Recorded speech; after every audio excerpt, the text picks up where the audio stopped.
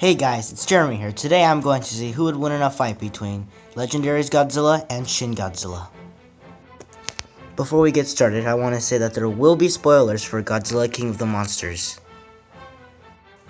I will focus on their abilities, atomic breath, and advantages and disadvantages.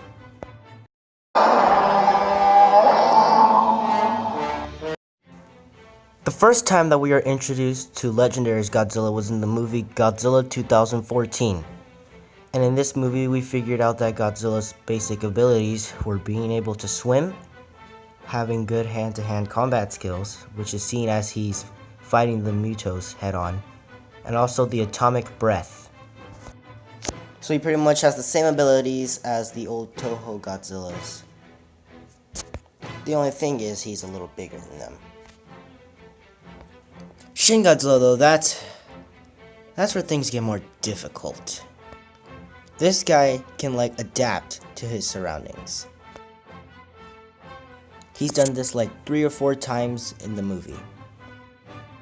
His fourth form is the biggest form and is even taller than Legendary's Godzilla.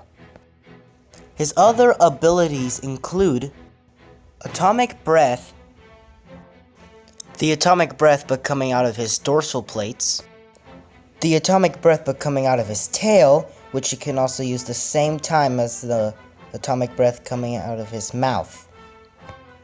And his fifth form, which was revealed when he was defeated, allowed him to make an freaking army of littler humanoid Godzillas. But Legendary's Godzilla can turn into a powerful fire Godzilla form, which is what he used to defeat King Ghidorah in the movie Godzilla King of the Monsters.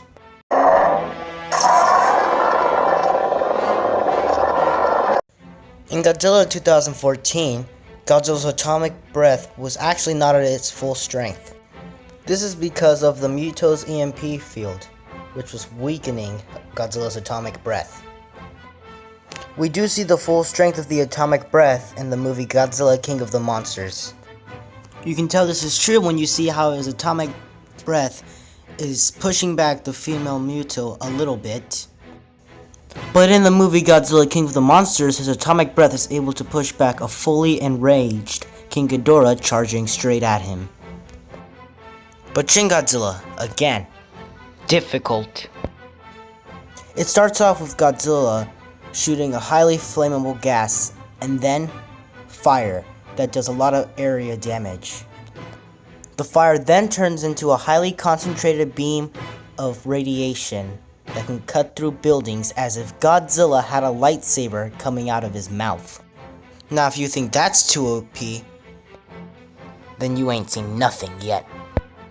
Godzilla can also shoot the same beam out of his tail and his mouth at the same time. And he can even shoot the same beam on each of his dorsal plates. Now that is OP. Now there's one major disadvantage to having all this power that I will talk about in the next round or whatever.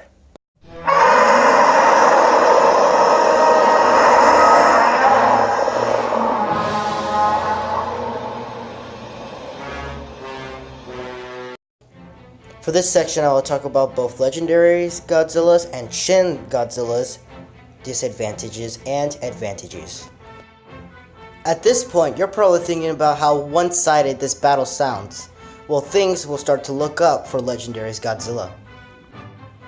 Legendary's Godzilla is able to use hand-to-hand combat and is able to get up close and personal with Titans. He is also able to quickly run and charge at other things.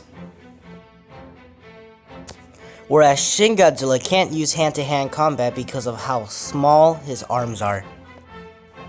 Shin Godzilla also walks very slowly. Yes, I do think that Shin Godzilla's atomic breath is more powerful than Legendary Godzilla's atomic breath. But that's where the disadvantage that I talked about earlier comes in. When Shin Godzilla uses all his atomic breath attacks, it wastes his energy, you know? If you go on a jog and you get tired. When he's recharging, he just stands still, motionless for days. This will be the perfect time for any other Titans to attack him. Legendary's Godzilla is shown to be smart and is also able to learn quickly. For example, in Godzilla 2014, the male Mewtwo was able to pull many surprise attacks on Godzilla by flying. When the male Mewtwo went in for a final attack, Godzilla pretty much turned his back and tempted the Mewtwo to attack, only to have it be crushed and smashed into the side of a building where it died. Godzilla was able to learn what the male Mewtwo was gonna do next, and he used that knowledge to defeat it. Shin Godzilla, on the other hand, isn't really tactical. All he does is destroy. But Shin Godzilla is more of a powerhouse, which gives him an advantage. So who do I think would win in a fight? Well, I think the winner would be Shin Godzilla.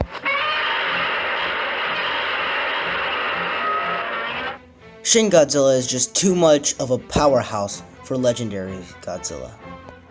Now, this doesn't mean that Legendary's Godzilla doesn't stand a chance. What I'm saying is that there's more of a chance of Shin Godzilla winning than Legendary Godzilla winning. Legendary's Godzilla would win if he figured out a way to outsmart Shin Godzilla and made him waste all his energy, or if he just turned into his Fire Godzilla mode to defeat Shin Godzilla. There you have it. That's who I think would win in a fight between Shin Godzilla and Legendary's Godzilla. This was my first time doing a video like this, guys. I hope you enjoyed, and if you did, please leave a like. And if you're new, please subscribe. Thank you guys for watching. Goodbye.